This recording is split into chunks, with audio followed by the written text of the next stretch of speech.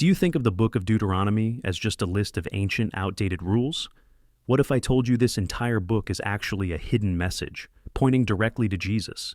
And without Jesus, you can't really understand it. Deuteronomy is the law, and the law had a job, but that job was never to save us. Its first job was to hold up a mirror and show us our failure. It exposes our selfishness, our pride, our inability to live up to God's expectations. The law shows us the standard of a holy God, and exposes our desperate need for a change of the status of our heart. Even Moses, the lawgiver himself, knew it wasn't enough. At the end of his life, he sang a song predicting Israel's failure. He knew his words wouldn't be enough to change their hearts. He knew they needed something more powerful. So, Moses makes an incredible promise. He says in Deuteronomy 18, "The Lord your God will raise up for you a prophet like me from among your own people. You must listen to him." Who is he talking about? The book of Acts makes it crystal clear. He was talking about Jesus. Moses was the first great deliverer, but he was pointing to the ultimate one. Jesus is the true and greater Moses and the greater lawgiver.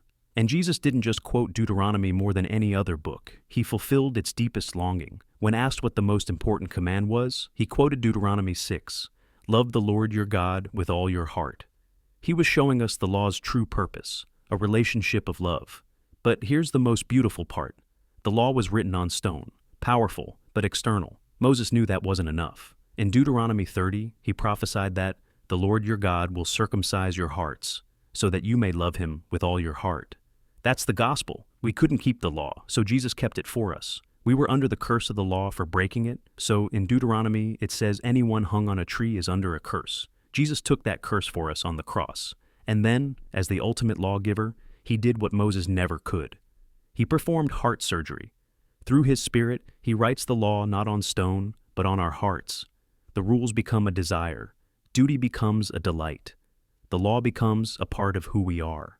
So you see, Deuteronomy isn't a book of dead rules. It's a stunning foreshadowing of Jesus. It's the promise of a prophet we must listen to.